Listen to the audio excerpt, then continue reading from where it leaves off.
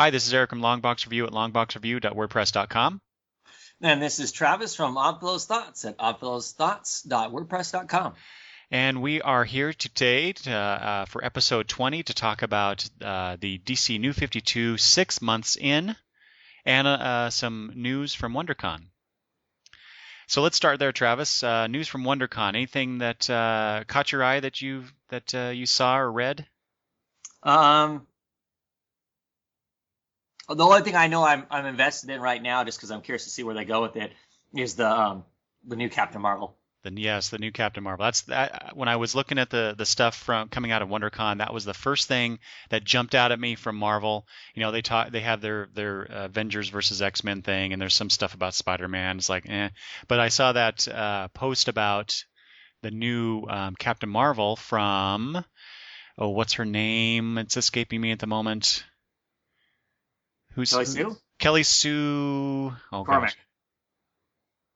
DeConnick. DeConnick, sorry. Yeah, there it is. I see it now. I'm looking at CBR's page for the information. So new Captain Marvel, Carol Danvers is taking on that role for whatever reason. So I'm interested in that, of course. I've always liked the Ms. Marvel character in general. I heard that the Ms. Marvel. Ms. Marvel. Right, but you know, when she was Ms. Marvel. Yes. I heard that the Ms. Marvel series that came out a few years ago was actually pretty good, so I've been meaning to pick that up and trade just to read it. Uh-huh. You know what's really interesting about this, Travis? I just mentioned this on the last episode, the March previews episode, where Secret Avengers, an issue that was solicited in the March previews, talks about a new Captain Marvel, and it's not Carol Danvers.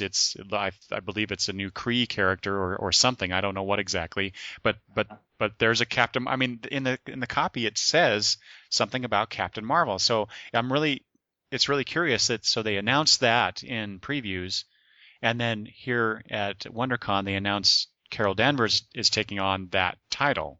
So I don't understand Marvel's strategy here with this particular brand. Okay, well, when does that come out? When does your thing that you were reading? That comes out in May. Well, see, in July is when this one comes out. So Yeah. maybe there is.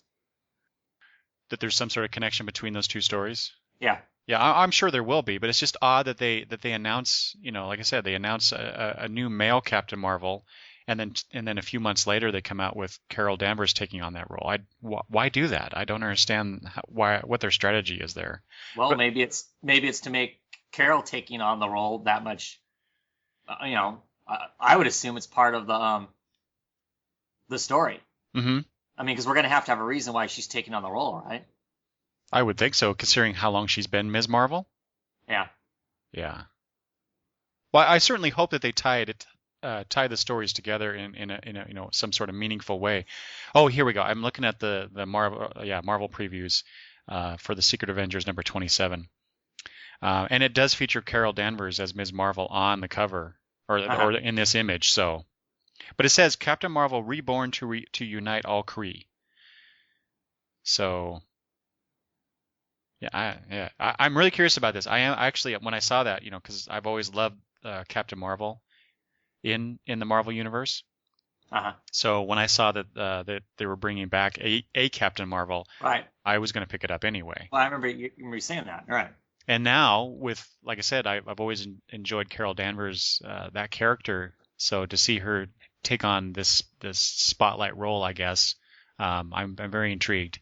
And you're familiar with Kelly Sue DeConnick's work. Yeah. And I don't think I've read anything by her. Yeah. Actually, so. Well, I said, I know that I haven't actually read the Osborn series that she wrote, but I know a lot of people really like that. I've read doing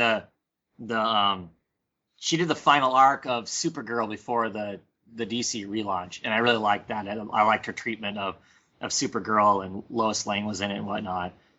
So that sold me enough to try out whatever. I've been kind of waiting for whenever the next, you know, solid book that she was going to be on, just so I could, you know, give it a shot, because I liked that story well enough and the writing in it well enough to, you know, definitely give it a shot. Mm-hmm. Yep. So that's my investment in the book. I mean, I know the character and whatnot, but I don't know, you know, I haven't been reading any kind of Marvel titles with her in it for a long time. So Well, I've been reading her in New Avengers for right. several years now, and she doesn't. Bendis doesn't give that character a whole lot to do in the title, but when she does do something, it's usually pretty cool. So Yeah. I've enjoyed it. Other news coming out of WonderCon that caught my eye: a couple smaller publisher information news. So from IDW, Mark Waid will be writing a new Rocketeer series with wow, I tried to mash his name into one. Chris Samney doing the art on that. Travis, did you hear? Apparently, when they were announcing this title, someone walked out prematurely and dressed up as Rocketeer, as the Rocketeer, and the guy doing the announcement was like, "Oh, hold on, wait, not yet." and they did the to the point where the guy was supposed to walk out. Well, the guy who walked out dressed in the Rocketeer uniform was Mark Waid. Oh, nice. No, I hadn't heard that. I mean, I heard there was a Rocketeer there. I didn't realize it was Mark. That's funny. No, this is a limited series, right? I believe so. Yeah. But I did not. I'm not. I can't say for certain, and I don't It's have. kind of interesting that they're both doing Daredevil and they're doing this Rocketeer book. Oh yeah, that's right. Yes, because Yeah. Chris Samney comes on here in the next issue or two. I can't remember when. 12 or something like that. Is it 12? Wow. Okay. Well, then it's a few issues down the road. I think. I don't know for sure. I have to say, Chris Samney, he came onto my radar only because I saw him last year at Emerald City. Do you remember that artist panel they did where Yeah, they were comic tour? Yeah. Yeah, Comic Tour, that's right. Where they were so they were doing all that stuff, and he was one of the most interesting artists up there on that panel just because of the things he was saying. Yeah. Not because of his art, though I don't dislike his art. But yeah, it's like from that day I'm like, ooh, Chris, and every time I hear Chris Sandman, like it takes me back to that. I'm like, ooh, I wonder what he's doing. What kind of work is he doing out there that I can see and all that kind of stuff. So Yeah. Also from IDW, there's a new Judge Dredd comic coming out for the Judge Dredd fans. I've never been much of a Judge Dredd fan, but I know a lot of people are. Yep. And then also Archaea coming out with 3 titles that are interesting to me in some aspect. One is a space. Man, I'm just trying to throw things together. Space 1999 comic, bringing us back to that universe. Did you ever watch that show, Travis? Yes, I did. I'm sure if I watched it now, I'd like, oh, horrible. Yeah. But, it was a space show. Yeah. So that was like, really cool. It was an interesting concept, if totally implausible, but Right. Well, even the standards from the time that was out. But anyway, yeah, it was an interesting show. It has a lot of a cult following, kind of like Star Trek did when it first came out and then was canceled.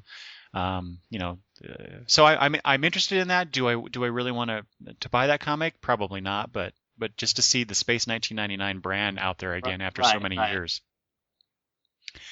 That's interesting. And then there's this title, Siegfried.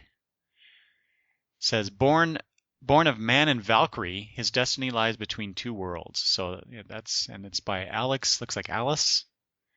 An epic Norse adventure inspired by Wagner's classic opera. So that's really interesting. And the cover image here, or at least this preview image of the guy holding a sword. He's in a pool of water. That just looks pretty cool. And then finally, there's another. So if you go to CBR and you look at the Archaea WonderCon posters reveal, there's a bunch more stuff that they're showing off. But the third thing that really caught my eye was this title called Iron, and it caught my eye because it's just this. It's kind of like this dark reddish background, and in the middle there's this one sliver of a panel showing a white-haired rabbit dressed in a vest and shirt, and then simply the title, which is Iron.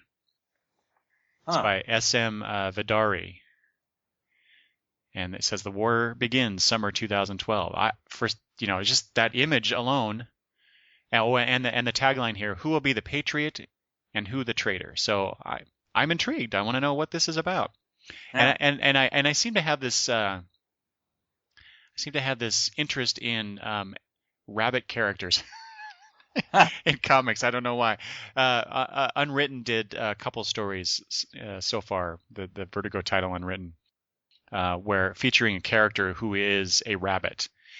But he is not he's not your Bugs Bunny or other cute bunny animated bunny character. He's a foul-mouthed, a little bit crazed and very angry rabbit, and he's just really entertaining to read. So anyway, I saw that and I thought, well, that looks interesting. I might have to check that out when that gets solicited to see if I actually want to pick that title up. And there's a bunch more other titles coming out from Archaea that look really good. There's a Masquerade thing and some other titles that looked really cool just based on these cover images. So they're doing a good job there, I think, trying to get people's interest in just these one-shot images. So that's good. And then finally, stuff coming out of WonderCon. Mark Waid has long been talking about webcomics and digital comics and I guess his views about these things and what's the best thing that can be done with this newish format. And he gave us a preview of it. He released it on his website, markwade.com. He gave us a short story that you can download for free. It's a PDF. It's called Luther. It's a zombie story that he created with Jeremy Rock. If you haven't checked this out, you really should. I looked at it the other day, and I finally this morning, before we started recording, I read the whole thing in a large format. I was looking at it on my phone, which is not very conducive. I'll let you know, in the small screen that I have on my phone. So I urge you to download the PDF and take a look at it on your larger screen if you have that. But he also said that come April 2nd, I believe, his website will be relaunched and live again I'm quoting here from the CBR article, live again as a process blog for webcomics and what we're doing. And so they'll be giving, throughout April, he says, we'll be giving sample material away for free, showing what the format can do. And he'll be doing interviews with pioneers in this field. So I'm very excited about this. Mark Waid's always been one of my very favorite writers over the years. He's definitely opinionated about some things, and I think if anybody can pull this off, it's him.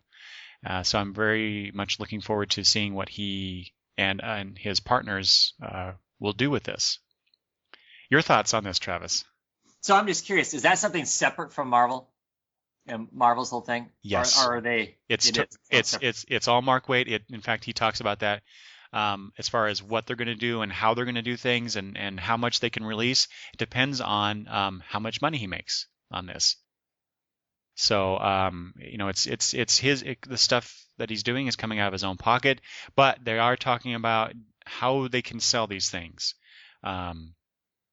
through what kind of monetization that they can and how they can deliver it and what they can deliver. So it's very interesting. I can't wait to see what's going on with that. Well, chances are he won't get any money out of me. So do you how do you feel about Mark Waid in general as a writer? He's okay. He's okay? Just okay? That's what I said. I didn't keep collecting the Daredevil title like you and a million other people did. Oh man, you were missing out. I read the first story arc, and the first story arc ended in a way that irritated me, and so yeah, I was done with it. Oh, that's too bad. Well, I hear it's gotten better, so I may pick it up in trades. It never got bad. Mark Waid himself isn't enough for me to be all excited about reading a stinking comic book or a web comic. I don't know. For me, in my mind, there's a difference between a web comic and a comic book first. Mm-hmm. So I'm expecting something different out of a web comic than I am a comic book. But I don't want to read a comic book on my computer. I don't. And so it doesn't hold a lot against me. I mean, unless it is free or it is incredibly dirt cheap. And even if it's dirt cheap, I don't know if I would continue to buy something. But if he's going to have the same kind of price points that Marvel and DC currently have for their digital downloads, then no, I won't pick up a Oh single. yeah, I won't pick up a single one. yeah. I'd probably be inclined to agree with that for sure. So so I don't know. I haven't been there yet, but since we've talked about it a little bit, I'll probably go and check it out and see what it is, just because Well, and it's certainly interesting. it's a threat to my way of reading comic books. Something else, I have to check it out for that. Yeah, yeah. Not that I'm going to keep anybody else from doing it, but chances are pretty good that it won't get my money. Well, I'll tell you what. The fact that it's a zombie story just kind of turns me off. But it's not. It's kind of like The Walking Dead. It's not. Yes, it's a zombie comic, but it's not about the zombies. It's about the people, and that's Right. exactly what this story is. Mm. In fact, this story could easily, besides the fact that it's different styles of writing between Kirkman and Wade, Right. this story could easily fit into the Walking Dead universe. So does this book look like a comic book? You open it up and it looks like a comic book. Uh, It has panels and whatnot. oh yeah, yeah. There are panels. There's dial. So it's a page. Yes, but it's not your traditional portrait page. It's more of a landscape style page. It's a strip. Sort of. You got to. No. It looks like a page, but it looks like a page that's been turned. And there are panels. So sometimes there are 2 rows of panels. Sometimes there's just one. Like I said, you should go take a look at it.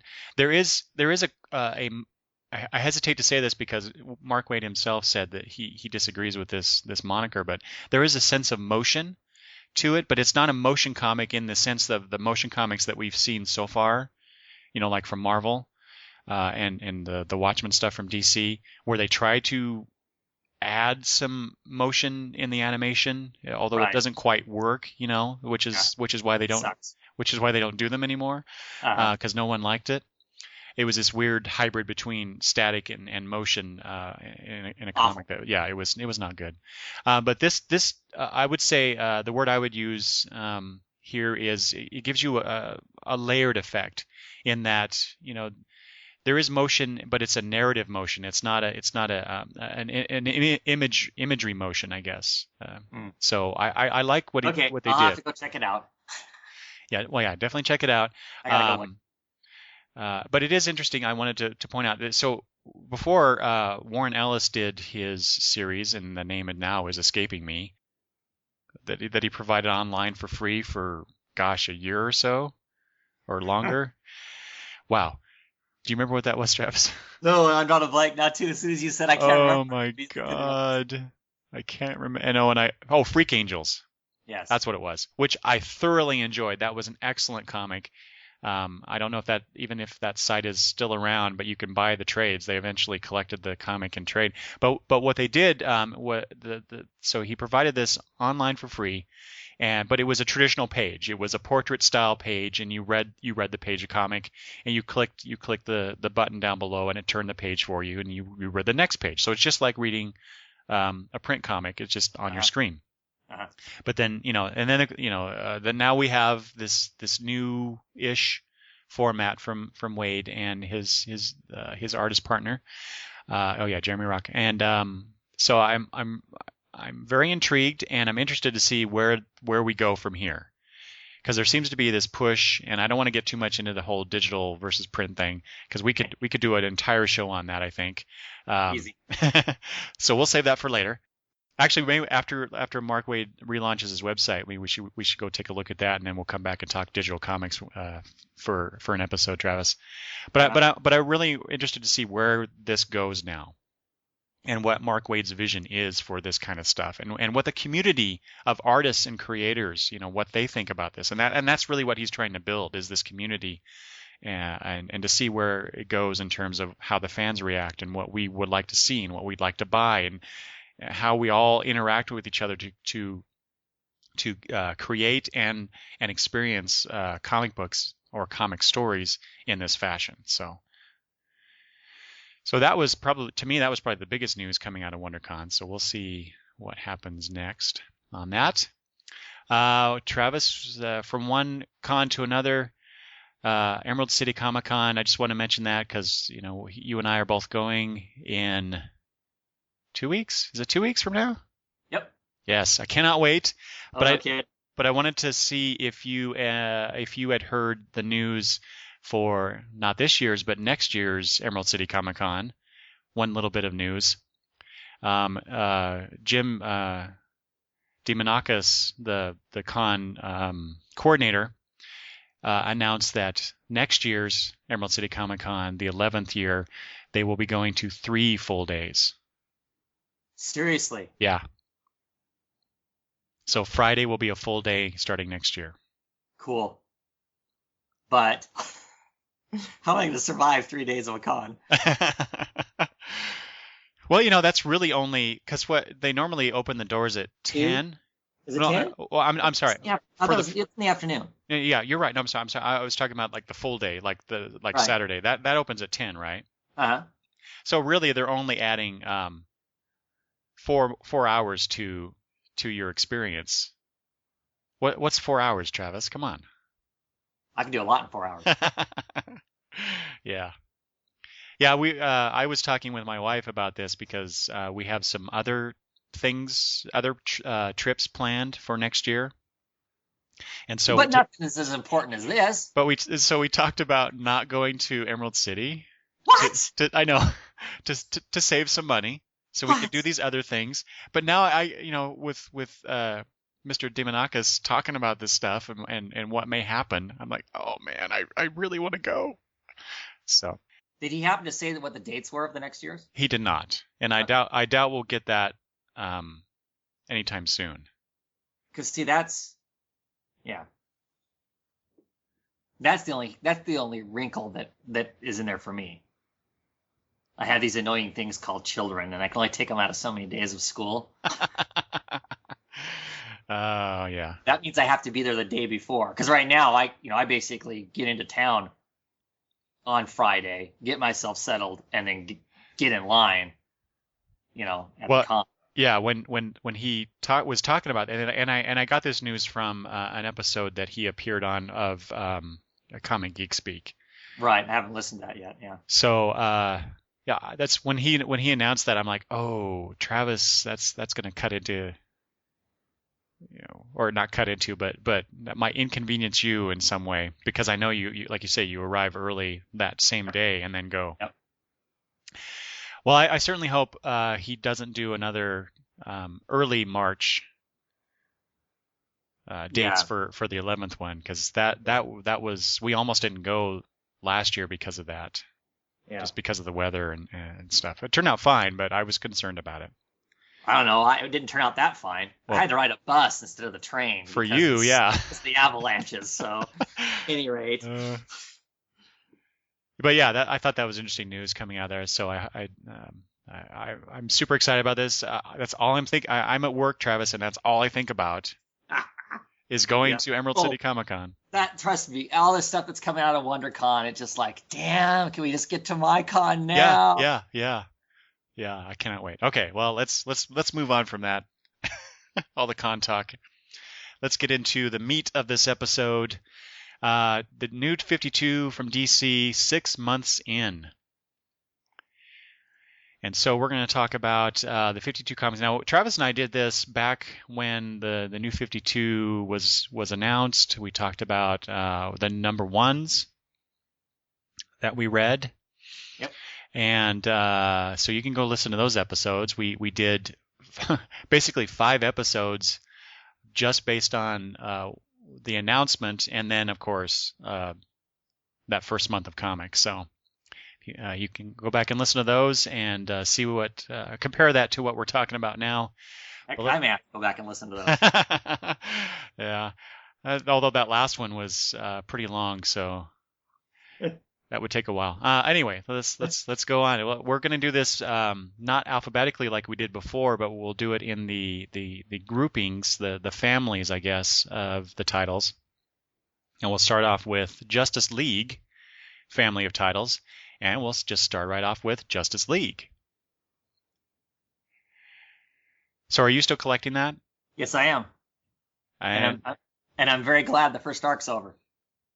And why is that? Because I'm looking forward to actually getting a team and actually do stuff as a team. Yeah. That's I enjoyed this book, but it seemed like it took a long. They spent a lot of months, 6 months, showing us basically their first encounter with each other. Mm-hmm. Doesn't that seem long? Does to me. Yeah, I'd agree with that. This title, you know how I felt about it going up until I'd say issue 5. The first 4 issues, I was super excited about this. I was loving this. This was my number 1 title to read every month. Yeah. And then I got to the 5th issue, and then we get I'll just say it, the disappointing 6th issue of this title. I'm like, oh man, that just dropped down in my estimation of in comparison to the rest of the 52. So you didn't like issue number 6? I did not like the resolution to it. Was it because it was quick? So quick. Yeah, and that was my son Ethan's. That was his opinion. I was like, oh, well, that was really pointless. Anticlimactic. I mean, there were some cool big shots, but it was like, boom, done. I got to the end of that 6th issue, and I thought they could have done this story in 3 or 4, probably 4 issues would have been good, and given us less pretty pictures. And I like Jim Lee's art. I've really appreciated the stuff he's produced for this title, so I don't mind seeing those pictures. But at the same time, there seemed to be a lot of pages taken up by big panels of his art that just, to me, elongated the story that didn't need to be there. So it makes me want, where's the editing here? Where's the streamlining of the story? Now, maybe there can't be any because this comic is done by the 2 of the 3 bosses. Yeah, the chief creative officer and the co-publisher. Yep. So whatever, however that works, whatever. But yeah, I was kind of disappointed in this. I did actually I was really enjoying the origin story of the Justice League here. I like the fact that it was Darkseid as the villain. I thought that was really a neat way to bring Darkseid back into the DCU. But I don't know. They could have done a lot more with less, I'll say. Oh, yeah. Yeah. Like I said, I'm looking forward to the next issue because I'm looking forward to them now being a team and how do they actually operate with each other? Because they didn't operate with each other. They all had to be standing in the same place, and there were monsters to beat up. Well, and do we know for sure that they are jumping 5 years ahead to the I guess the modern day DCU? Yeah, that's we were told was supposed to happen. The first arc was how they became about, and then it was going to move forward into the current timeline. Boy, I'm really leery, Travis, about how they're going to do that, considering how the first story arc ended. In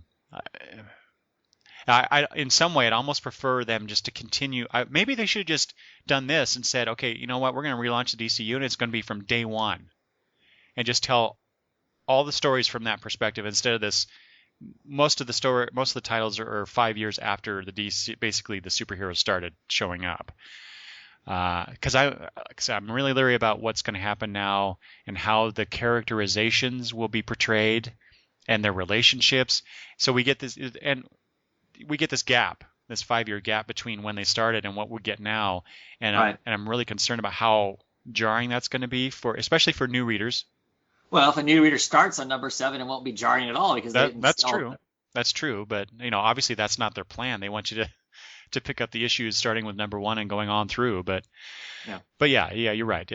That would work if you're a new reader and you just come right into it, I suppose. But yeah, so it's almost I like think this. The whole going back 5 years and telling their origin story was stupid From the get-go. Yeah, they should have done that like starting the second year of the title to reveal the origin story of the Justice League.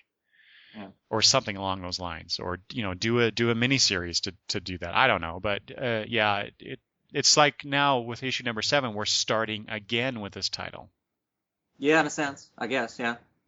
But I'm still gonna get it. I still like the title. It's just I was disappointed in how that first story ended. Yeah, but there were some cool fight scenes in it though. Yeah. Like I said, the the drawings were really well done. I didn't care, I'll just throw this out here. I didn't care that they had to bring in so many different inkers, especially on, I think, the last two issues. Number 5 at the very least, because I reviewed that on the blog. They had, I can't remember. I'm going off my poor memory now, but I think they had 4 or 5 different inkers on that issue. Mm-hmm. I appreciate the fact that you're getting the title out and not skipping a month or two. But at the same time, it does create a certain amount of, oh crap, I hate it when I can't think of the word, difference in the art. It's noticeable. But anyway. All right, that's Justice League. Let's go on. Otherwise, we're going to have another 3-hour episode if we don't move quickly. Justice League International. Not getting anywhere. When did you quit getting it? I think issue 3. Oh, really? See, I dropped it after 6 because this is a title that I really wanted to like. I wanted to succeed, and I knew from the first issue that this was not going to be my cup of tea. It was just the wrong way to tell that story. Why did you get it for 6 issues then? Because I do this all the time. I get a comic, storyline, and well, not just that. And that's secondary, but really what it is that I want to like the title, and so I hope that the first maybe 1 or 2 issues was just kind of the writer and the artist trying to find their to find their way together to tell a really good story, and so I continue on with it. Perhaps more than I should, just in the hope that this title will get better. See, for me, 3 issues in, it was pretty obvious that was not going to be the case. It was to me too. And I can put the money someplace else. That's true. So, that's very true. I have to admit there are characters that I'll hang on to for forever. And I wanted this to succeed too. I was actually as interested in this as I was in the Justice League itself. I thought this was a group of people that could be interesting and whatnot. But there's way too many dumb stereotypes, and it was just. Well, see, I think we talked about this from our review of the first issue, in that there were a lot of good pieces to that title. Yeah. But it wasn't gelling as a whole. No. And that's how it for all the 6 issues I got. That's exactly what I got, month after month.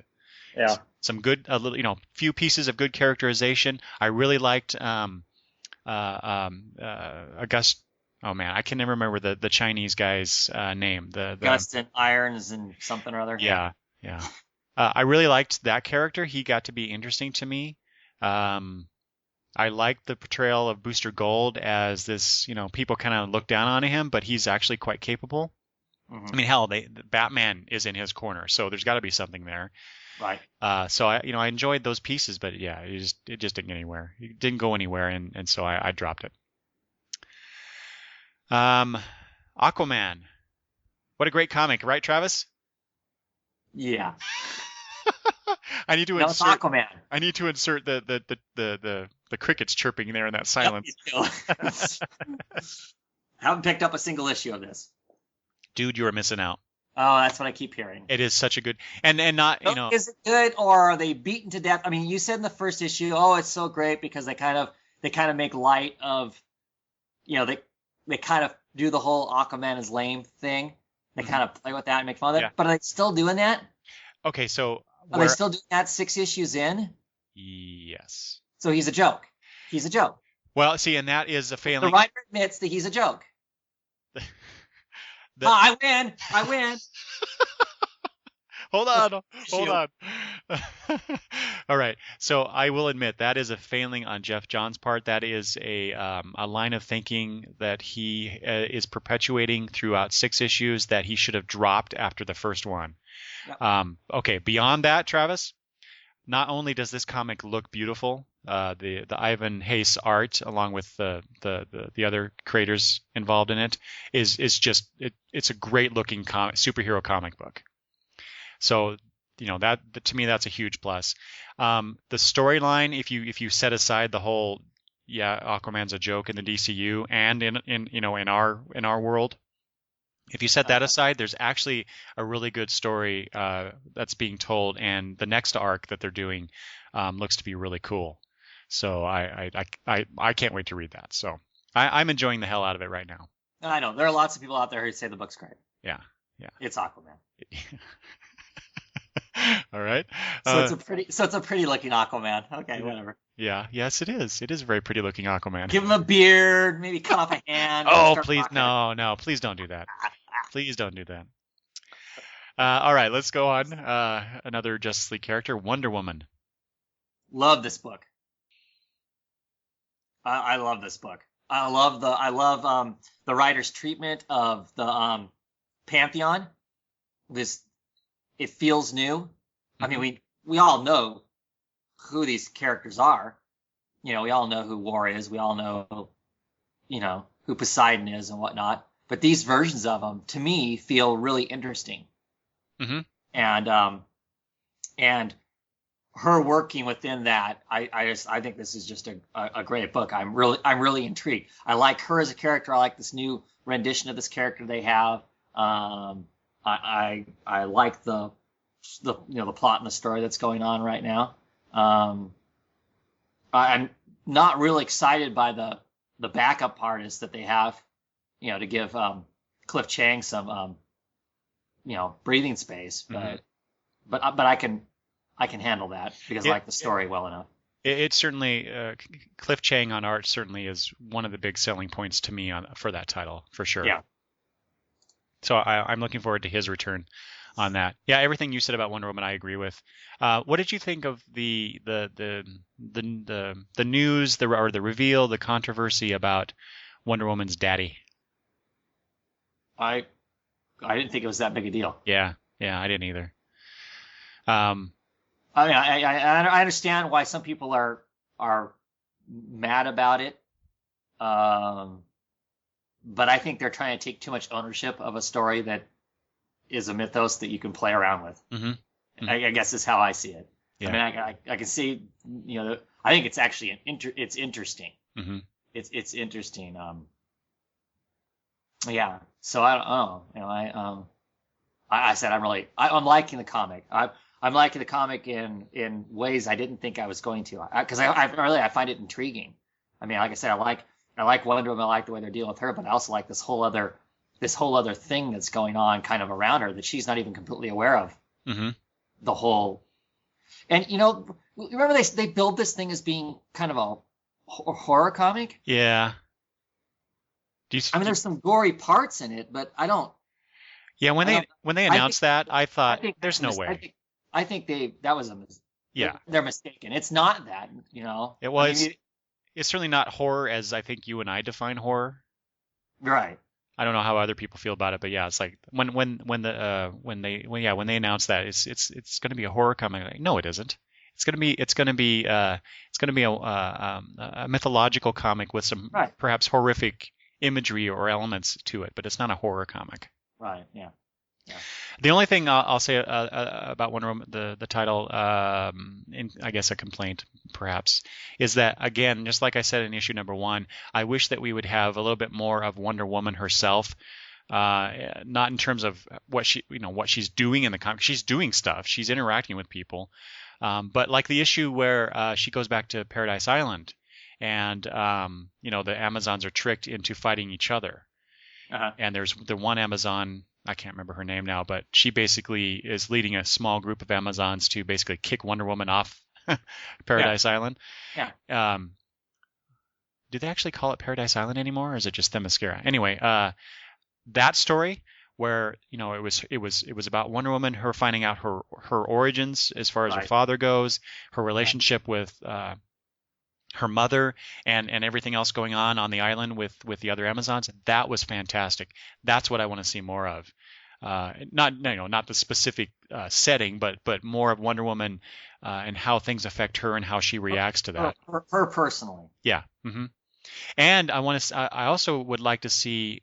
I'm really, now that we're going to get going back to Justice League a little bit, starting with issue 7, the more modern Justice League members in those stories. I want to see more of a congruence, I guess, between the Wonder Woman we're seeing in her own title and the Wonder Woman that we'll see, in the modern day with the other heroes. So I'm hoping that there's not a big disparity between those two characterizations. And I kind of think there might be, so I'm a little leery about that.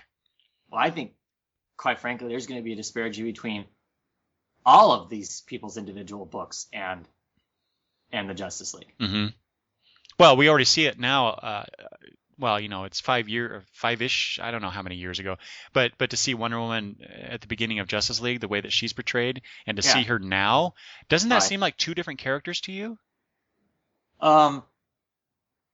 Yes. Obviously, in the Justice League 5 years ago, she's a very young, freewheeling kind of an individual, Mm-hmm.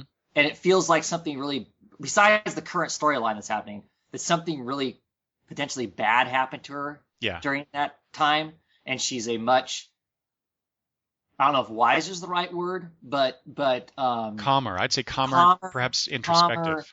Calmer, seasoned, Mm-hmm. Much more imperial Mm-hmm. than what her kind of teenage-yeared, having a good time. Look, this is ice cream, which I love that scene. I love that scene. By the way. That was a good scene. It's very, very cute. There's a definite difference between the two. Yeah. Well, and I suppose one's a woman in the world, and one is this kid. Really, I mean, to me, that's how I see the difference in the two. The bright-eyed, naive foreigner in a foreign land. Yeah. Yeah. Whereas now she goes to heavy metal things, and yeah. So I suppose again, there's a 5-year gap that they can go back and tell these stories, and I'm perfectly fine with them doing that. I'm just curious how. Well, our biggest worry, basically the biggest worry about the Justice League thing is I think are these characters in character when we hit this 5-year mark for them, mm-hmm. when we're in the current timeline. Mm-hmm. Is how I see it anyway. That's the biggest test is are they going to be able to tell stories, and we're not going to be spending the entire time going, wait a second, that character wouldn't do that, or they certainly aren't that way, in their own book. Why are they this way in this book, kind of thing? Yeah, and I would hope that Jeff Johns, being one, the chief creative officer, and two, being the writer who really does focus on character for the most part in his stories, would pick up on what's going on in the individual characters' titles and incorporate that into his stories. Okay, well, I'm going to jump the gun here just a little bit. You read Green Lantern, right? Mm-hmm. Does Green Lantern have Hal Jordan in it right now? Oh, yeah. So is there a fundamental difference between Hal Jordan 5 years ago in that first beginning of the Justice League stories and the Hal Jordan that's in much like you described with Wonder Woman, he's much more brash and dickish in the old the 5 years ago Justice League story than he is now, which makes sense. The character's been on a journey. Sure. He's matured some. So yeah, it makes sense there that he's portrayed the way he is now as opposed to the way he was portrayed 5 or so years ago. That's the same writer writing the character. Exactly. And Johns has been on Green Lantern since 2005, I think. So yeah, he's had a long time to get into the head of Hal Jordan. So. All right, let's move on. Another Justice Leaguer, The Flash. I only got the first issue of this, Travis. Did you pick up more than that? I know. Yeah. Flash is one of those characters that I don't. And in all honesty, I don't think that Aquaman is stupid. He doesn't. He doesn't interest me. I picked up some miniseries in the past, and it's not a character that's interesting. And the Flash is another one of those characters that doesn't interest me. I find them all interesting, like on the Justice League as part of a team. Mm-hmm. They're interesting there, but it's just one of those things I just don't want to read a title of. And the Flash is one of those characters I've never had an interest in. It doesn't matter who the Flash is, whether it's Wally, Barry, Bart, whoever else there is out there that was the Flash. It's not a character, power set, and that sort of thing that interests me. Mm-hmm. So I know that there's been a lot of talk, the things I read on Twitter and on various websites. A lot of people are still impressed with Francis Manapul's art on the title, but that the story itself perhaps isn't quite up to snuff for the first 6 issues.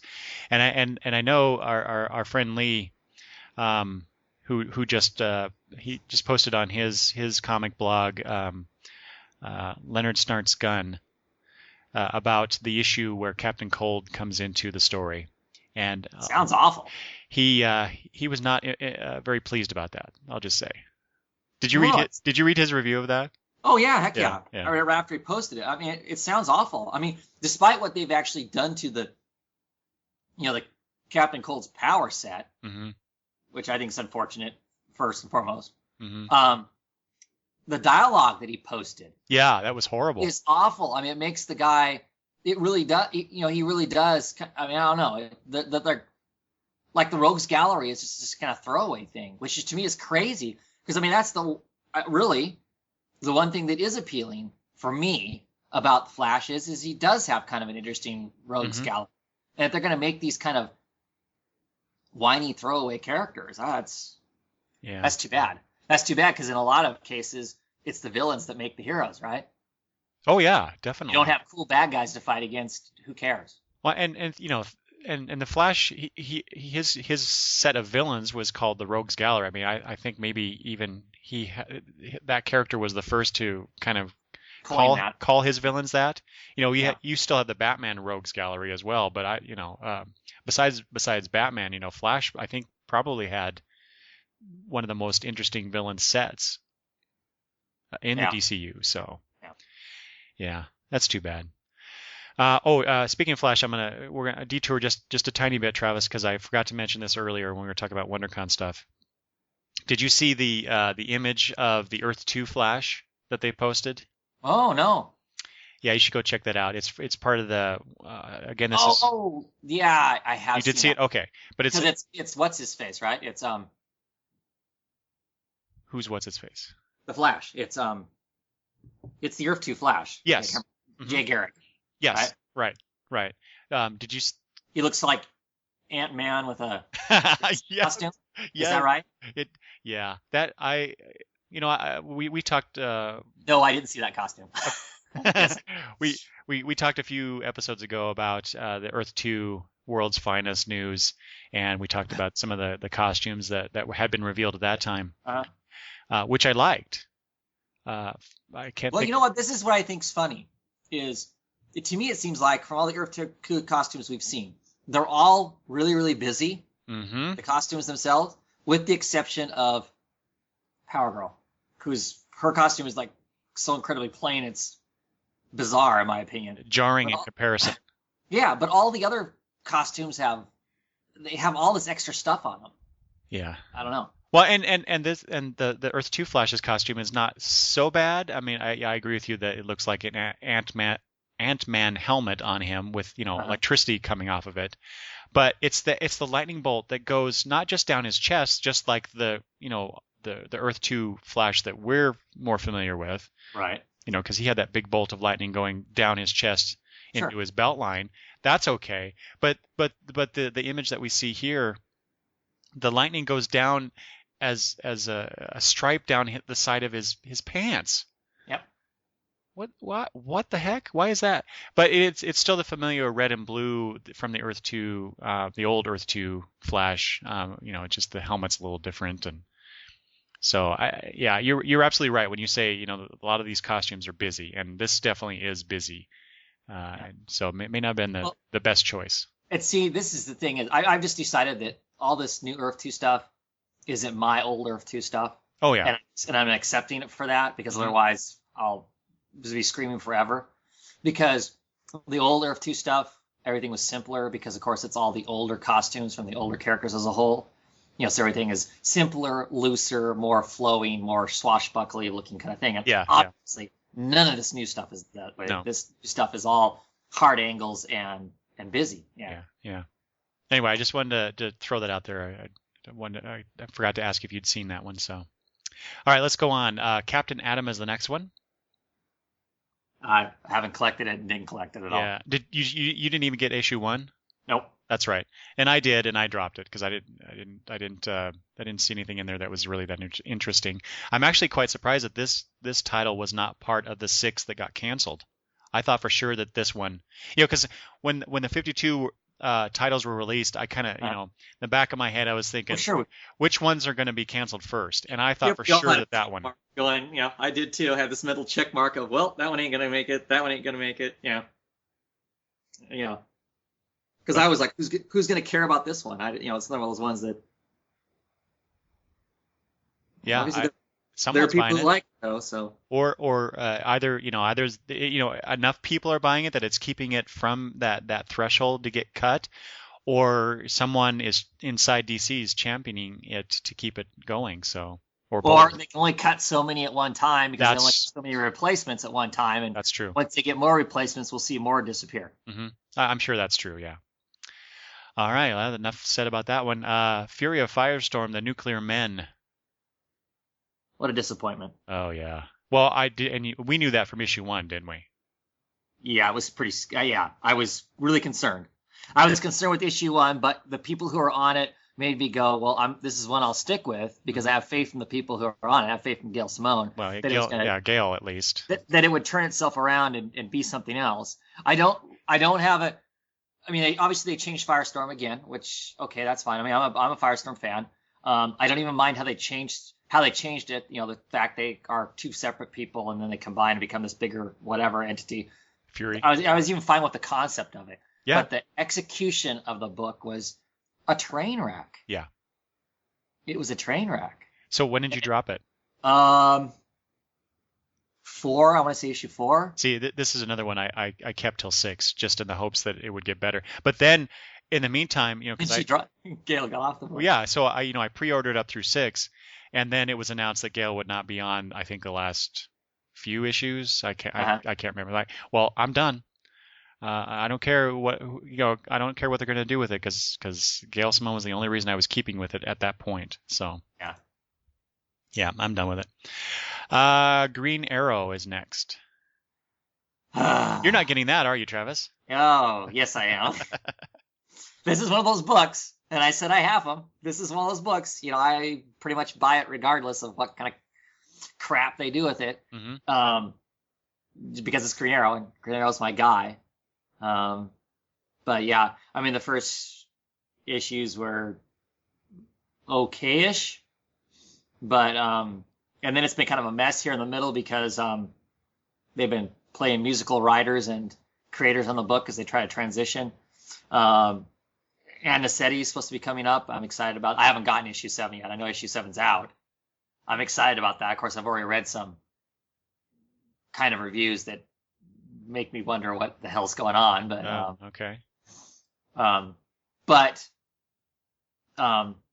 think she usually has some sort of a message in what she's doing, so I'll be curious to see. I mean, because the first issue that she's writing, she's got 3 drop dead gorgeous blonde triplets in it, so that are all ooh la la sexy kind of thing, which kind of surprises me. But, so I'm guessing, unless she has changed as a writer, there's going to be something more to that. Like I said, I haven't read it yet, but no, this book has not been good. I know other Green Arrow fans that have dropped the book, and they were people who bought it because they really like Green Arrow, and they've dropped the book. So, these last couple issues with Dan Jurgens and Keith Giffen just kind of filling in because JT Kroll is off the book have been a mess. Oh, really? Yeah. Oh, yeah. Yeah. So I'm hoping for better things. The guy needs a beard. If he had a beard, that'd make the book that much better. But whatever. Wait a minute. A beard is going to make the book better. Yes. The power of Green Arrow's beard. That's right. I am not facially hair biased, but if the man was sporting his goatee again, the book would rock that much harder. It will be one of my questions at Emerald City Comic Con. When's the beard coming back? That's right. I guarantee you. Oh my God. It will be a question, and I normally don't stand up there and ask questions, but I'll be bugging him about that. Oh, I cannot wait to hear this. Thanks for putting him in Seattle. That's all cool and fine, but when's he going to become a man again and grow a beard? Yeah. All right. God, I can't wait for that. Well, I only got the first issue, although I almost added this to my pull list, Travis, just because I liked. Yeah, it was good enough. I was intrigued enough but I just decided ultimately not to do it. So yeah. Good call. You're not a fan of Green Arrow, good call. And maybe even if you are a fan, good call. I mean, I don't know. Well, I figured I would get the news from you, and then maybe The I could first even. storyline was okay-ish. Yeah. It wasn't exceptional, but I mean, it was fine just for being a, kind of a four-color superhero book. But then, Now, don't you think, now that you've said that, Huh? don't you think that a lot of the new 52 that we've read, the first storyline, was just okay-ish for many of the titles? You know what? I think a lot of comic books in general are just okay-ish. Well, you're right. That's probably yeah. That's accurate. So I don't know that says anything about these books in comparison to anything else. But I mean, unless we're going to look at it as supposedly this relaunch was going to put these incredible combination of creators together to create some incredible books. And you know what? Right. I think it did, though. I think it did. I In don't some think cases. I don't think when the relaunch happened, and this may be a conversation for after this whole thing's over, when the relaunch happened, we didn't lose anything pre-relaunch as a whole, in my opinion, except for one book. We didn't lose anything that we didn't gain in the after the relaunch. Mm-hmm. I think there are more exceptional books out for DC that aren't just, whatever, now than there was before. In my opinion. Yeah. Yeah. Okay. But there are lots of mediocre books. But then that's a problem with comics in general. Yeah. Is there a lot of mediocre stuff? It's not that they're telling a bad story. It's not that it's bad art. It's just, it's not anything special. Okay. Next up is the Savage Hawkman. Didn't get any of issues of it. Yeah, I got through issue 4. I got it because based on my love of the character. Right. And I read the first issue. I'm like, oh, I don't know about this. And then I read the second issue. I'm like, oh, I'm done. But I decided to get, because the first 4 issues I found out was going to be the first storyline. So I went ahead and got through issue 4, and I should have just stopped after issue 2. Enough said on that one. Well, okay, not enough said, because I'll say who's coming onto the comic. We talked about this. Oh yeah, it's gonna go up in sales like crazy. Yeah, it's got that exceptional writer on it. Yeah. Anyway, all right. Mr. Terrific. Oh yeah. Did you continue with that? No. I read the first full arc, I think, and then that's when I quit getting it. Mm-hmm. So that was like issue 4, I want to say. Okay. Of course, a new story was starting up in that one. Now I'm kind of wishing I had finished getting it just because it is done. And this is one of those ones that was definitely on my mental checklist of, I don't think this is going to make it. Yeah, mine too. Solely because, for one thing, even when I first heard about it, I was concerned about not making it just because, and I think we talked about this on one of our, last times we did, well, not last time, but way back when we did this podcast, is the fact is, how does a title like this with a character that nobody knows, how does it compete with next to Superman and Batman and stuff? I mean, there's only so much money that we can all spend, and most of us aren't out there buying all 52 titles. Mm-hmm. How does it compete? Well, even against Green Arrow or Hawkman, for that matter. Right. So, I like the ideas in this book. I like the character. I don't think they delivered some of the things the way that they should have, and I kind of thought the art was kind of a mess. I didn't like the art at all. But yeah, now I'm kind of wishing I had finished getting the singles. Yeah. I mean, I'm not gonna go pick up the trade, but now that it's ending and with it tying into the Earth 2 stuff, now I'm kind of kicking myself because I'd like to kind of see that. Yeah. Well, how that. And in that first story, I can't remember because I did read the first one, but so I don't really remember the details. But wasn't there something introduced in that story about interdimensional travel or? Yeah, he has his own pocket dimension. So do you think that perhaps he has the ability? Yeah, I'm sure it is. So that'll tie into Earth Star, and Karen Starr shows up and that's Power Girl for people who don't know, or was Power Girl, and it will be Power Girl. Anyway, she was in issue 2 or 3. I mean, she showed up in it. She was kind of I think they kind of showed her as being kind of a love interest of his. So, yeah, I'm sure it is. I'm sure that. I mean, I think that the comic. I think they've kind of hinted that the comic ends with him chucking himself into Earth 2. Oh, okay. Well, there you go.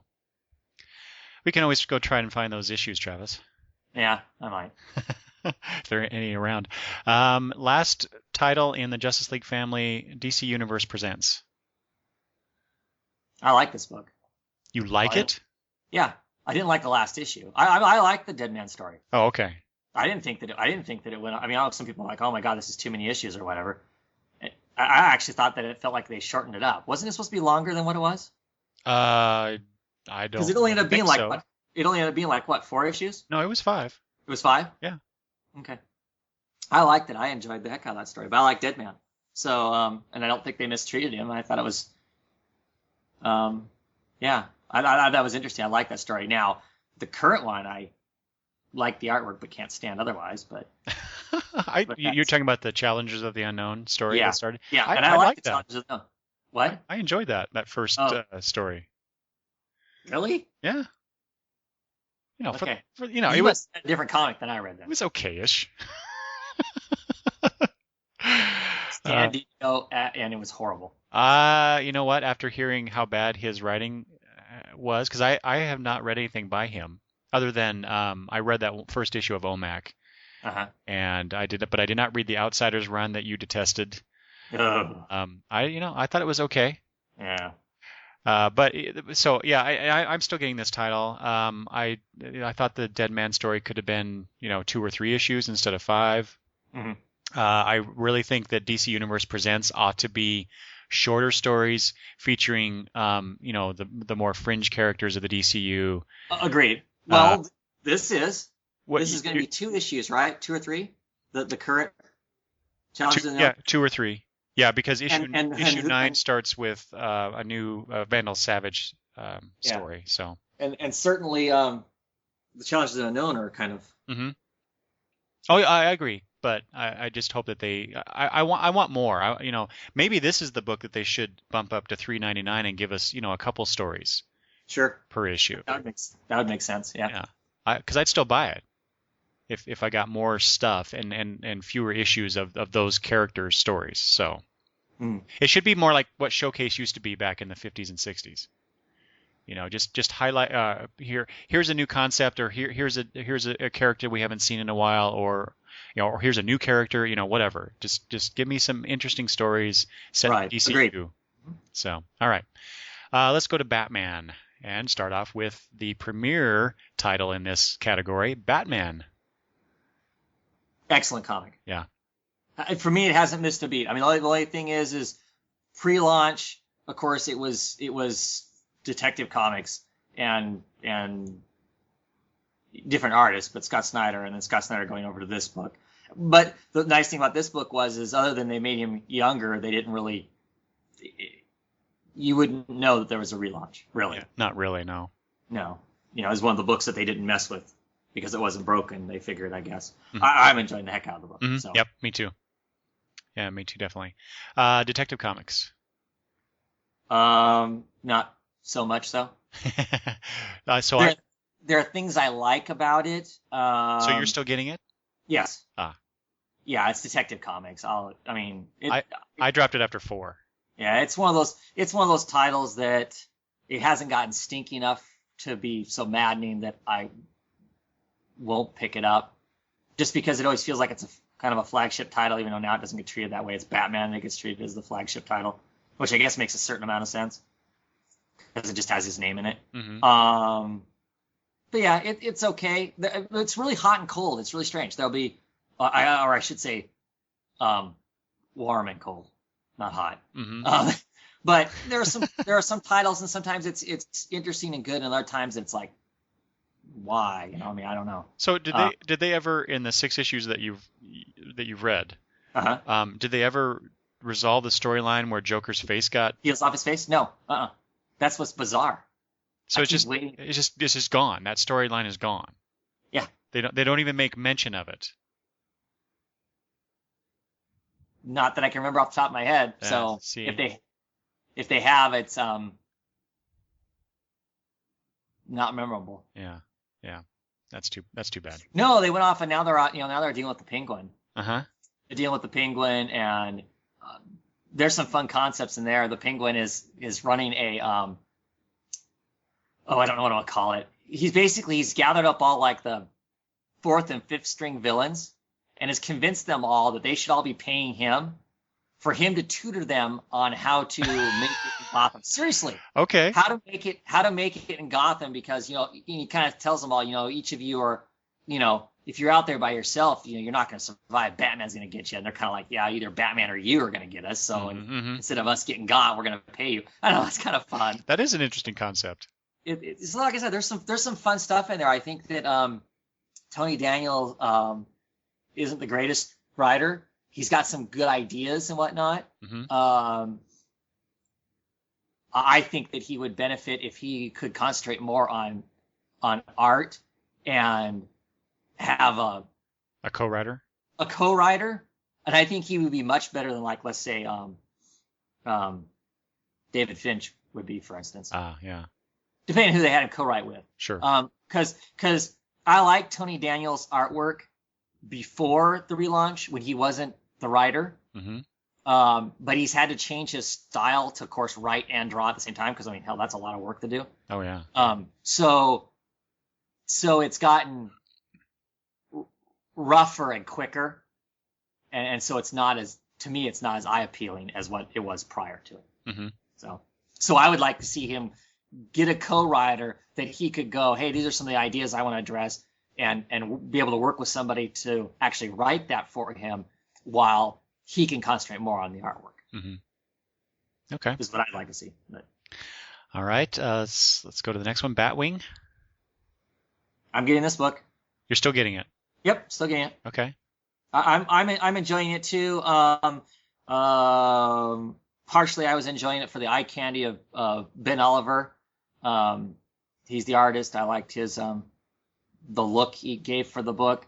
The story's actually kind of interesting too.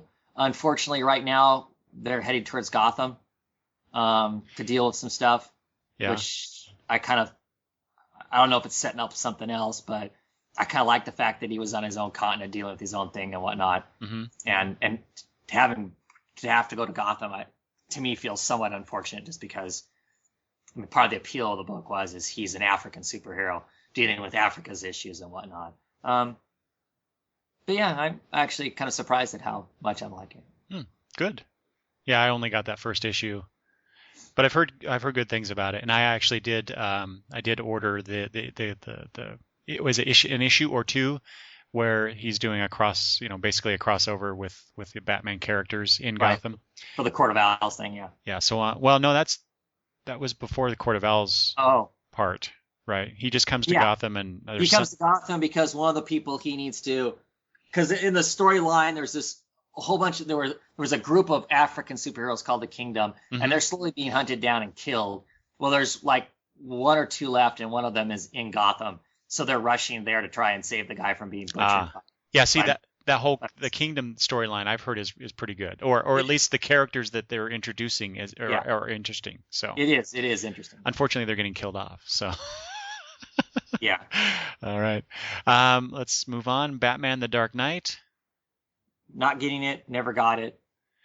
Yeah, I got the first one, and that's it. And all I've heard is this title's kind of stinky. Yep. So that's it. All right. Yep. Batman and Robin. Yeah, I'm getting this. Yeah, I'm enjoying it. I think it's the second best Bat title.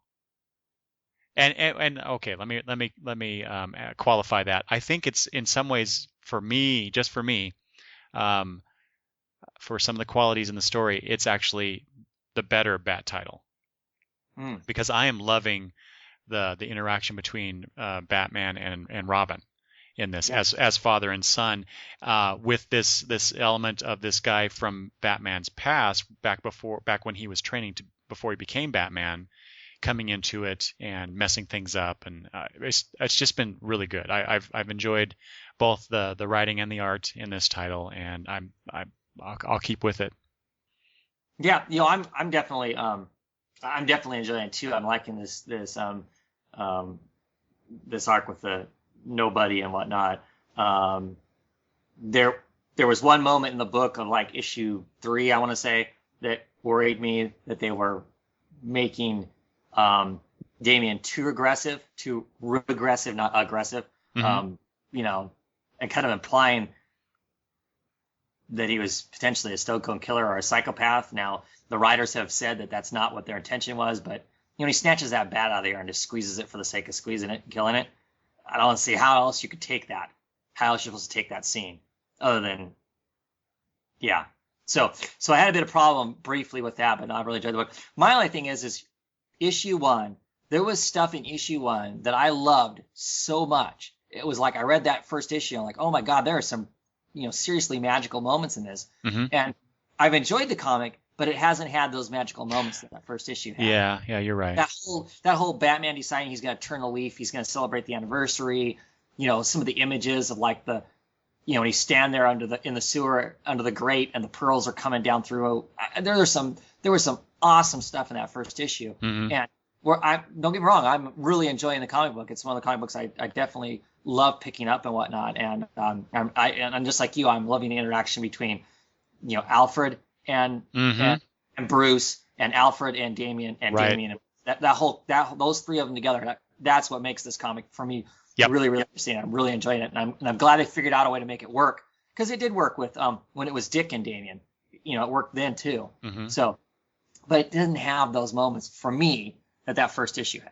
Yeah, I think that perhaps they went decided to focus more on the plot as opposed to the character imagery that they had in that first issue. But sure, and probably doesn't only take you so far. But I just keep waiting for that, for them to work some more of those in somewhere. Mm-hmm. Yeah, for sure. All right, Batgirl. Oh, this comic frustrates me. I don't know. Anybody listens to my reviews of it and whatnot. This is not one of those books I want to like. I like the writer that's on the book. The character frustrates me. I know a lot of people talk about, and I'm not getting it. And I mean, it must be me, because half my house my entire house reads this book, 4 people in my house, and half of them think it's just fine and don't see it the same way that I see it. Mm-hmm. And I don't know about Ethan. I don't know if he's just swayed by me and my continued grousing about it, or that's really his opinion too on it. She seems pathetic. Might be too strong of a word. Oh, I would think so. Okay, but she seems. I mean, she gets whatever needs to be done, but she's such a. I can't even. I don't know what word to use. It just frustrates me that she's not.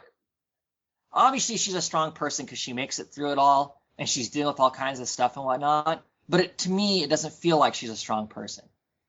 This last issue, it starts to feel more like, okay, I can do this. I can really do this, as opposed to spending all of her time worrying. It seems to me like she's constantly like, oh, this and oh, that. And I guess it just frustrates me, because I'm used to Barbara Gordon being this strong character who acts strong and talks strong and thinks strong. And to me, it doesn't feel like she thinks strong.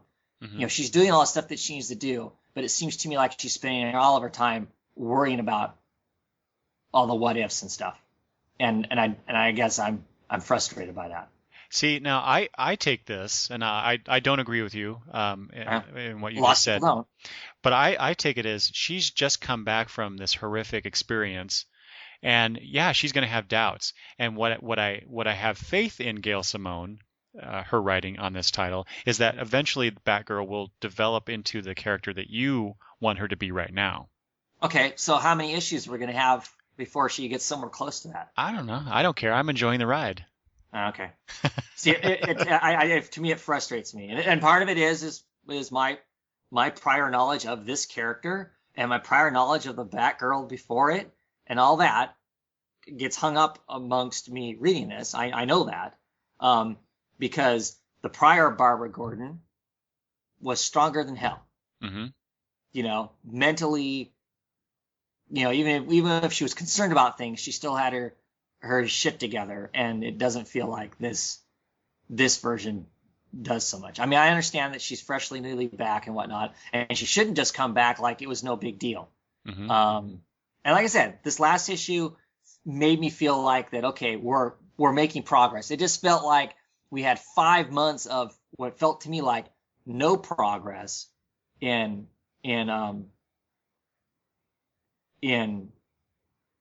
getting to a better place. Mm. See, now I took these last 6 issues as there's been sufficient progress in the characterization, given what supposedly has happened to her in these last 5 years. Well, like I said, my wife and my daughter are on the same page with you, and I'm not. Yeah. Okay. Let's go to the next one. Batwoman. I like this title. Yeah. I like this title a lot. I mean, first, for the obvious reasons, the first 5 issues, you just had incredible art on it and whatnot. Mm-hmm. But I'm enjoying the story too. I'm intrigued by what's going on in the story. I think it's interesting that we started out with these first issues. There was this ghosty kind of thing that was happening and whatnot. Plus, you have these people that are hunting Batwoman down.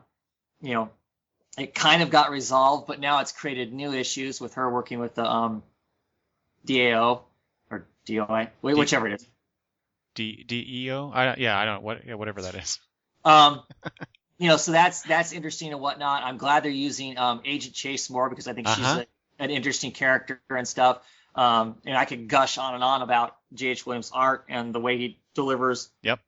The different styles for different stuff that's going on and whatnot. I enjoyed this first issue of Amy Readers where she's doing the artwork on it. Of course, she's now going to be off the book. She's only doing two issues. Yeah. Because there's some issues that went on there, which I think is unfortunate. Creative differences. Sure. Well, whatever that means. I mean, I don't. I guess. Isn't that what she said? There were some creative issues. Oh yeah. I mean, if you really want to delve into it, you can kind of. There's some interesting stuff, I guess, but I'm kind of making a point of not delving into it. Sure. It's unfortunate she's on the book. I hope that they find something else for her to do. I think that she has really strong talents in some things, and I think the things that she doesn't have strengths in, I think will just get better with time. Mm-hmm. So I'm hoping something else comes up. I think what I think is unfortunate for her, again, kind of off the subject a little bit, is they had her in this basically holding pattern for an extremely long time where she was doing not a whole lot of work. She's under contract with DC, and they don't really have her doing anything. She's not putting anything out there, so her name isn't out there, her stuff isn't out there. And then to get basically a book into the title, and now she's getting shut down, and in 2 months her DC contract runs out. Ooh. Yeah. Yeah, that's unfortunate. So I think it stinks for her. So I hope that she lands on her feet wherever, however that might be, and she gets to go on. But like I said, I think the story is interesting, regardless of the exceptional art we're going to get every other arc. Mm-hmm. I think they've got an interesting story to tell. See, this is an example of where the artist comes in as basically the writer, and is doing a really good job, I think, of telling a story, where we haven't got that in some other cases, I'll say. But yeah, everything you've said about Batwoman, I agree with totally. So I'm really enjoying this title, and I look forward to J.H. Williams coming back to do his art arcs. Sure. But I also enjoy the idea of having artists come in to do mini arcs or even fill in issues just to give him a chance to recuperate. Well, you know what? I like it better that they're actually on for an arc. The artist is on for an arc instead of it just being all of a sudden in the middle of a story. Oh, sure. All of a sudden, boom, it changes ours. Mm-hmm. I mean, I like this setup. The fact is he knows, and we all know, he can't maintain both all the way through. Mm-hmm. So they've got a system set up to where it's not like right in the middle of a story, it suddenly changes. I think this is much better than, well, I'm behind, so we're going to have so-and-so, fill in this issue or just that. Yeah. I agree with that. You're right. You're absolutely right. That is the better situation to have planned, not fill-ins, but planned different artists coming in to do arcs. Yeah, for sure. Yeah. Okay, Nightwing. Are you getting that? Yes, I am. Still? Really? I'm surprised. And this is all just layover because could care less about Dick, could care less about Nightwing until he became Batman, and so I got to read his character for quite some time, and I kind of like the guy. I'm not really caring for this title though. It doesn't feel like it's going anywhere. it doesn't, to me, it doesn't feel like it's like, oh my Lord, issue Well, 6, we're finally getting to really something. well, The whole, and where they're going, what they're doing with it, where they're going with it is not really that interesting. no, it's boring. It's boring. You know, So, that reveal, what was it, was it issue 5, where we find out that, oh, and what's his face? spoilers here in case people haven't read it. I'm sure they have, but just in case. If they haven't, I'm gonna. But yeah, that the psycho character after Dick Grayson is an old friend of Dick's from the circus days, and what's her name, the redheaded old love interest who they did rekindle that relationship in the first few issues. Right. They're working together to bring Dick down. Yep. Like, oh, really? Really? How hackneyed? I'm sorry, perhaps that's too strong a word. How stereotypical of a storyline is that? Yep.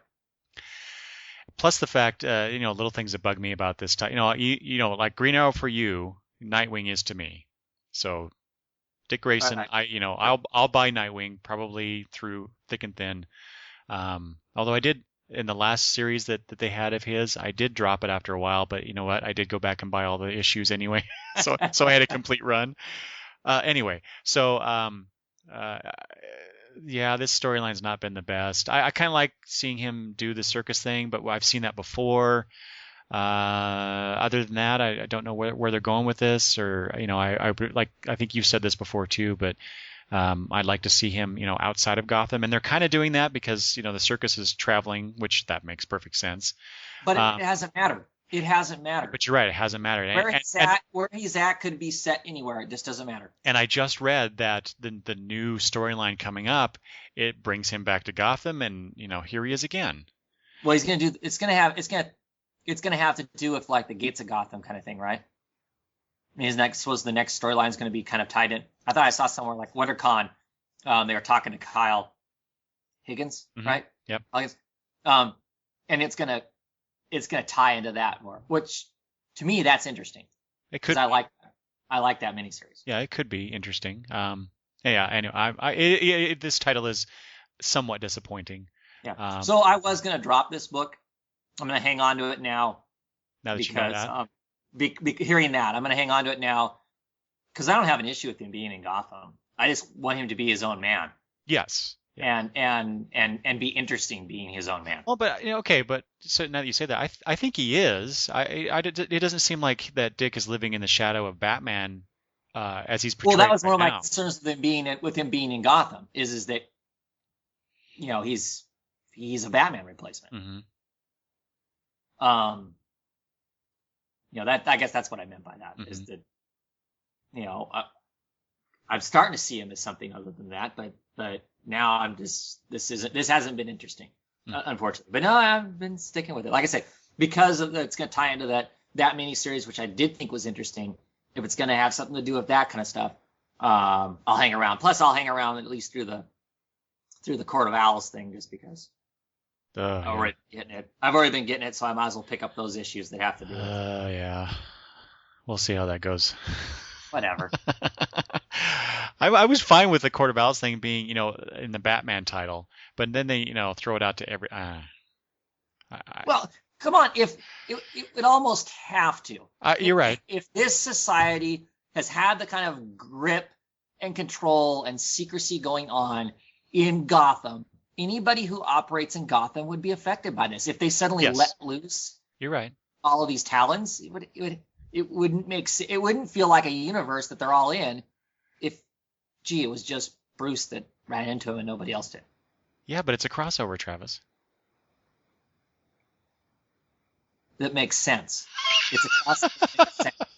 It's not a crossover of, boy, we need to give as many people reading as many of these different titles as we can so we can make money. Yeah. I mean, I know that's what we're doing, but it makes sense. Yeah. This crossover, because I know the origins of this crossover is 100% organic. Okay. It was gonna just be in Batman. Scott Snyder had the idea. This is what he was gonna do, and he was gonna do it in Batman. And then the editors went, "Oh, this is a cool idea, and we should incorporate it." Mm-hmm. as opposed to, dang, we need a crossover this year. Let's make this. Let's have Right. Skrulls come down, or let's do the Flashpoint, or what Yeah, you're right. Yeah, you could it screw it. is more But organic. That's for sure. anyway, All right, Catwoman. Are you still getting this this? yeah, oh yeah. Yeah, me too. This is a smart book. I mean, move past the first issue, or oh my god, they might have been having sex or whatever. Mm-hmm. And yeah, it's a graphic book. It's more violent than it is anything else. Are you kidding me? Oh yeah. Holy crap! I was concerned with my, soon-to-be 14-year-old reading this book because of the first issue was a bit uncomfortable. Mm-hmm. Now I'd be more concerned with him reading it just because of it's not superhero violence. This is, brutal violence Mm-hmm. kind of thing, but despite that, I like the book. Yeah. And I know I must be a horrible, horrible or stereotypical male. I like the artwork. I don't care if it is quasi eye candy and whatnot. They haven't been showing her falling out of her costume for quite some time. And yes, she's still hippie and breasty and whatnot. And unfortunately, that's just to some degree the reality of superhero comics. Mm-hmm. And not a cross I'm going to try and bear to fix. So yeah. Well, I'm actually surprised at how much I've enjoyed this title. I picked up the first issue only because I heard the buzz about it first, right. And so I'm like, oh, let me actually read the source material to find out what's going on here. And I was, again, I'll say that I was surprised at what was there, and it intrigued me enough to keep getting it. And so far I've been enjoying it. I tweeted about this the other day when I read, I think it was issue 6. Yeah. But that scene where Batman again confronts Selina, I love that stuff. And she, basically, maybe I do want to die was the message, and he just backs away. Yeah. That was a great scene between those characters. So that's the kind of stuff that I want to see more of in this title. Not necessarily between those two characters, but that kind of characterization. So, I will admit though that I'm starting to sense in myself that I might be dropping this. We'll see how the next storyline goes. But other than that, I mean, the first 6 issues I've enjoyed. So, all right, Birds of Prey. This is another book I like.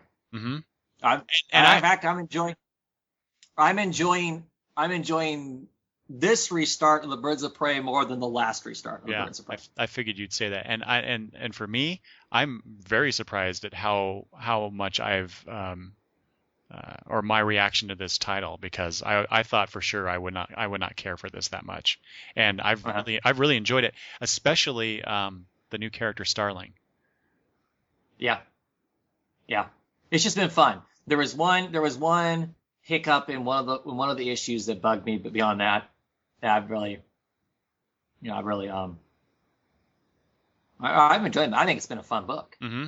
And I particularly care. I like that whole the first bit where people are saying the nursery rhymes and all of a sudden they explode. That was right. That was kind of interesting, but that would get old really quick. But then what they've done, which is this is good storytelling, is that they introduce this first layer of what's going on, the antagonist or the antagonistic situation that the heroes have to overcome, and they built on this second layer now. Where they basically lost their memories when they encountered that the group of villains, and they're just building on that, and that's what I like to see for these kind of titles. You introduce something, you give them a little bit more, you build a little bit more, and it seems much more organic in the way that it's building to something coming up. And so I particularly enjoy what they've done, and I think on this title, and the writer now escapes me, who's writing this title. Dwayne, I can't pronounce his last name. Swierczynski? Yeah. Is that it? Yeah. Okay. Yeah. I really like what he's done on this, as opposed to some other titles that we've talked about already. But yeah, this has been enjoyable. Red Hood and the Outlaws. This is another book I like, and I'm liking it more and more as the book goes along. So you're still getting it? The first issue, yeah, definitely. Okay. Last issue I thought was great. Last issue, are you still getting this? No, I dropped it after 3. Last issue was awesome because last issue tells what happened basically right before the first issue. Oh. It gives us kind of more of a background of Jason Todd and where he was at with stuff. Uh-huh. And it was a good story. It was a good story. You know, this was another one where I was really surprised at the storytelling because it made me care about Jason Todd, the character, and that's you know, much like you don't like Hal Jordan, right? I just don't like Jason Todd. I've never cared for that character, and especially you know when he came back as the more vigilante type of character, I just never cared for it. But when I started reading, you know, I read the first 3 issues, like I said, and especially when there's that one scene, I think it was in issue 3, where it was a flashback to when he was still Robin, and just that scene between him and Bruce and I think Alfred, I can't remember exactly now, but it just struck a chord with me, and I thought, maybe I should still get this, but I was actually looking for titles to drop because I was getting way too many things and there wasn't quite enough there. And well, you know, I won't say that. It was because my prejudice against Jason Todd that I dropped this, as opposed to anything else that's actually in the title. So now I'm kind of regretting it because I've heard that it just keeps getting better and better. This last issue you would have liked, issue 6. Oh crap! Because it's all that. Is it? Yeah, it's got his interaction with Dick. It's got interaction with him and Dick together. Mm-hmm. It's got him and Coriander, and you get some of Coriander's perspective on Dick. There's some fun scenes in it. All right, I'm gonna have to go pick that up then. I might as well go get 4 and 5 as well. Like I said, I'm really surprised because the first issue, I did not like. Yeah. I really didn't like. But of course, I had pre-ordered a few, so I was going to get a few anyway. I didn't really like the first issue because of all the how juvenile it felt. You know how juvenile. Mm-hmm. I remember when you talked about that. Jason and Roy are. It's like, oh man, and even Roy has developed a personality, and I was like freaking out because I kind of like Roy too. And he was coming across basically as the equivalent of Shaggy from Shaggy, you know, from Scooby-Doo. Yeah. You know, just kind of, I mean, I expected him to be smoking pot or something at some point because he was just kind of kind of a, you know, dumb, I don't know. And so he's gotten more personality and more a reason I should care about him and whatnot. But Jason is really interesting. You know, I'm not a big Jason fan, but I don't have a problem with him. But this has made him really interesting. It's been interesting. So I'm enjoying the title, dude. And each issue I enjoy more than the last issue. Dude, I don't need another title to get. Stop it right now. Yeah. Okay. Sucks. Right. It's red. It's lame. Yeah. Okay. All right. Let's go to Superman. Action Comics. Yeah, I'm not going to be reading that. I mean, I don't have this. I don't collect much of the Superman titles, so. Okay. What did you get through Action Comics? How many issues? I didn't get any of them. Oh, you didn't? Oh, okay. Nope. I misunderstood what you said. Okay, so I have been getting it and I have been loving it. Well, just like Batman is the premier Batman family title, Action Comics is that for Superman. And Grant Morrison's run on this has just been phenomenal. I love you got your usual Grant Morrison kind of high concepts, although it's not quite as high concept as Final Crisis was. But you still, you get enough of that, and there's some great character moments. You get some really good flashback bits showing us, things that happened before Superman became Superman. I've just been loving this.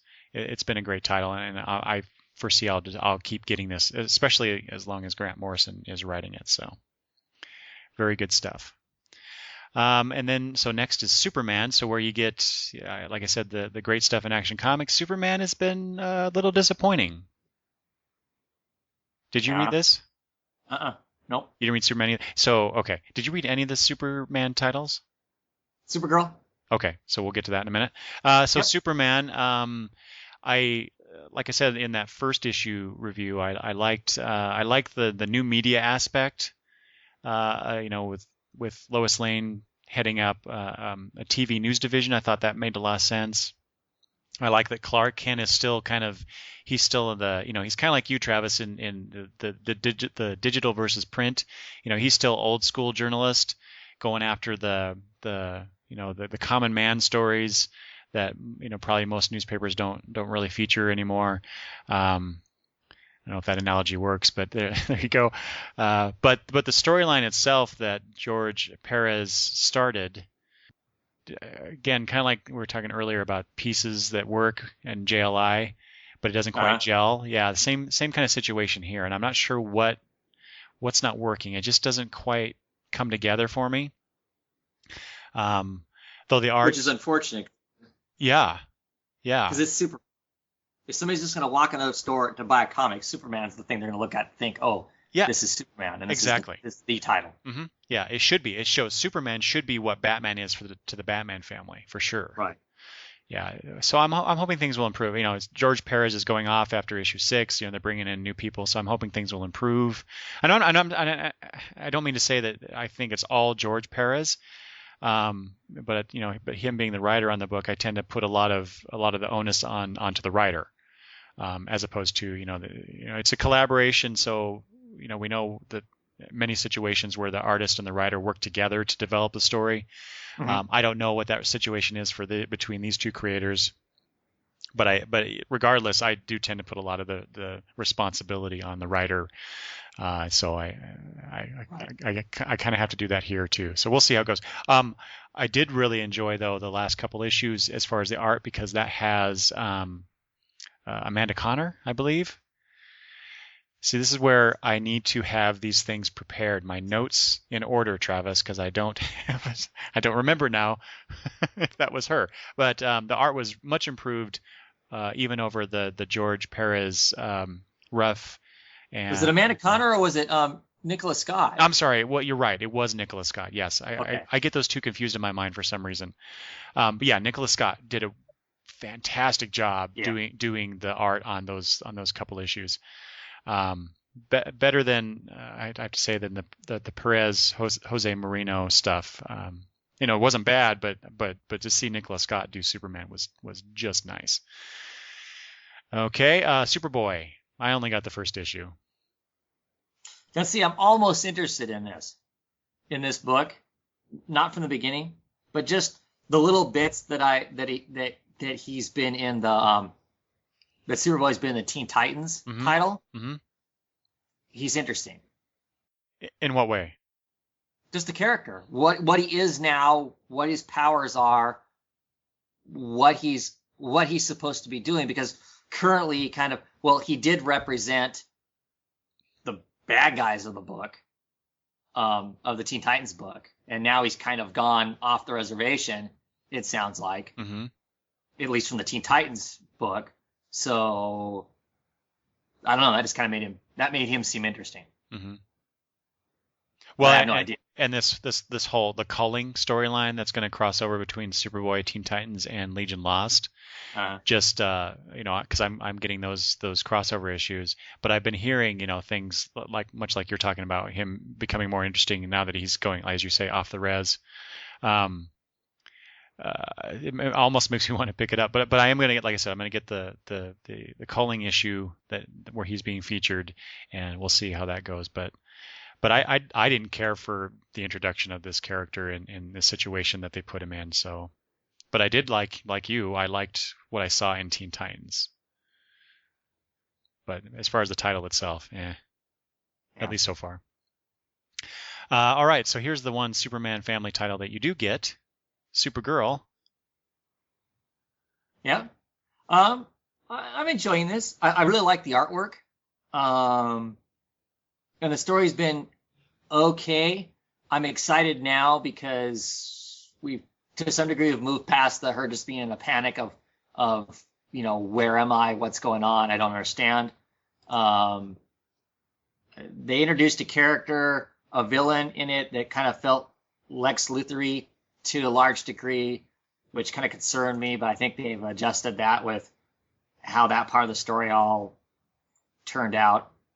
I'm assuming that character will show up at some point. Now we're dealing with some Kryptonian stuff back on Earth, and she's decided that Earth is home. So I'm kind of looking forward to seeing what comes next. My 11-year-old daughter really likes the book. Yeah, I think it's, I don't know that it's exceptional, but I'm enjoying it. Like I said, I really like the artist. I like the artwork. How much of this book did you pick up? 'Cause I'm assuming you're still getting it. I'm not. I dropped it after issue 6. And I knew I was going to do that after probably the 3rd or 4th issue. It was okay. I was hoping for more, and by that I don't know that I could quantify what that means. Right. Sure. But I just there were some elements of it that I liked. It just wasn't coming together for me. Although by the 5th and 6th issue, things were starting to improve in my mind, and I started to rethink about it. But again, I was getting too many titles, and so this was one of the ones I dropped. So. Well, I have to say one of the big reasons that this book is still on my pull is because my kid really enjoys it. So that's if that wasn't a factor, would you not be getting it?